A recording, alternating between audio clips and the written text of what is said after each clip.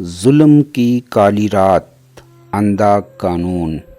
یہ واقعہ ہے آزاد کشمیر ضلع جہلم ویلی کے نواحی گاؤں سربگلا کا ایک ذہنی مریض جو اپنا دماغی توازن کھو چکا تھا، جس کے معذور بچے آج کراچی کے سڑکوں پر کھلے آسمان کے نیچے فٹ پاتھ پر زندگی گزارنے پر مجبور ہیں۔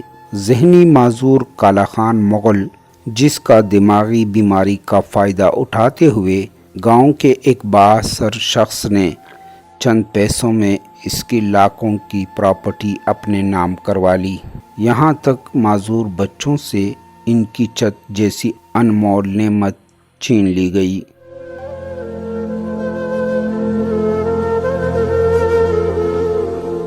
آج پولیو سے معذور بچے کراچی کی سڑکوں پر کھلے آسمان تلے زندگی گزارنے پر مجبور ہیں۔ یہ ظلم کی ایک بھیانک کہانی ہے، جس کی تفصیل آج میں آپ ناظرین کے سامنے لایا ہوں۔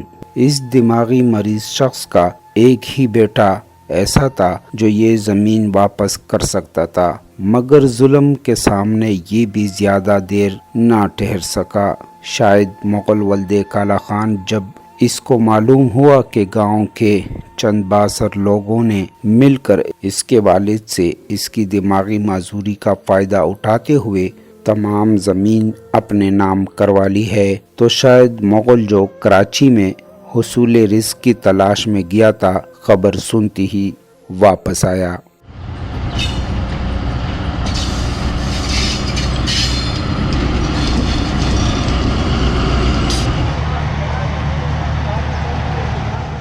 مگر اس کی واپسی اس کے اپنے گلے کا پندان بن گئی۔ اس کی زمین پر قبضہ مافیا اتنا چالاک تھا کہ ان کو جب یہ خبر معلوم ہوئی شاید مغل ولد کالا خان مغل اپنی زمین کی واپسی کے لیے قانونی چارہ جوئی کرنے گاؤں پہنچ چکا ہے، تو انہوں نے اپنے طریقے واردات سے شاید مغل کو ایک ایسے کیس میں پھنسایا جہاں سے شاید مغل کو عمر قید کی سزا ہو گئی۔ ہم اس کیس سے متعلق مکمل تفصیلات کی کھوج میں لگے ہیں، جلد حقائق آپ ناظرین کے سامنے لائیں گے۔ بات ہو رہی ہے ظلم کی اس کالی رات کی، جو قصہ ہے سینکڑوں ایسے معصوم گھرانوں کا جو اپنے کمزور معاشی حالات کی وجہ سے ظلم کی چکی میں پیس جاتے ہیں۔ اگر ضلع جہلم ویلی میں انسانی حقوق نام کی کسی چیز کا وجود ہے، وہ متاثرہ خاندان کو